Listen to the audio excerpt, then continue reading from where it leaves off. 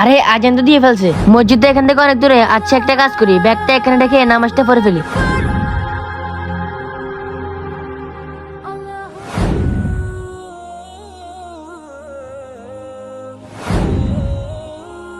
আরে এই লোকটা এখানে নামাজ পড়তেছে। আরে এটা তো একটা ব্যাগ মনে হচ্ছে।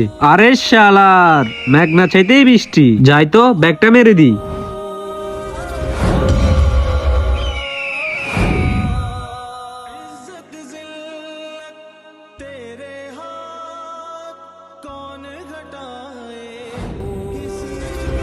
যাক, অনেক দূরে চলে আসছি। ব্যাগটা তো মনে হচ্ছে অনেক ভারী ভারী। ভিতরে মনে হয় অনেক দামি কিছু আছে। দেখি তো ভিতরে কি আছে।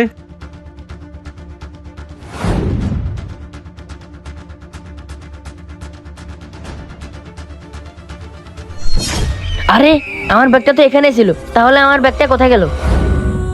হে আল্লাহ, আমি তো তোমার ইবাদতে মগ্ন ছিলাম, কে যেন আমার ব্যাগটি নিয়ে চলে গেছে। হে আল্লাহ, ওই ব্যাগে তো আমার মায়ের চিকিৎসার টাকা ছিল। এখন আমি কি করব? তুমি কিছু একটা করো। এটা কি দেখি তো।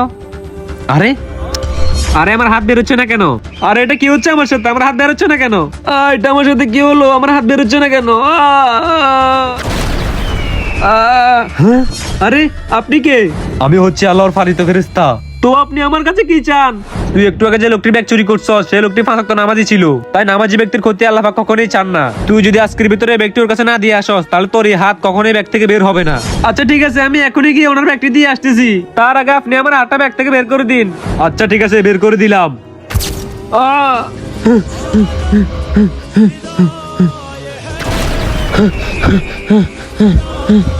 এই ভাই ধরেন আপনার ব্যাগ। আমি ভুল করে আপনার ব্যাগটি নিয়ে গেছিলাম, আমাকে মাফ করে দিয়েন। আচ্ছা সমস্যা নাই, আমি আপনাকে মাফ করে দিয়েছি। আল্লাহ তাআলা আপনাকে হেদায়েত দান করেছে, এটাই তো অনেক।